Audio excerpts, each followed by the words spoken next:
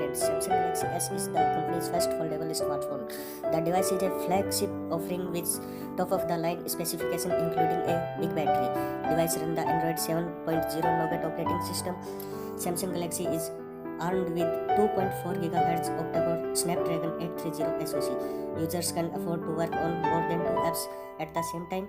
It will have 6 GB RAM and also Adreno 540 GPU takes care of all graphics requirement. Galaxy X comes with an 18 megapixel primary camera with LED flash and 8 megapixel front facing camera, both with autofocus feature. Battery will 4000 mAh, so friends, this smartphone will be awesome for users. And Samsung Galaxy X will have 128 GB internal storage, 5.0 inch screen and also support dual SIM. So friends, you can see this on our screen. And thanks for watching this video. Please like and subscribe the channel MOBW.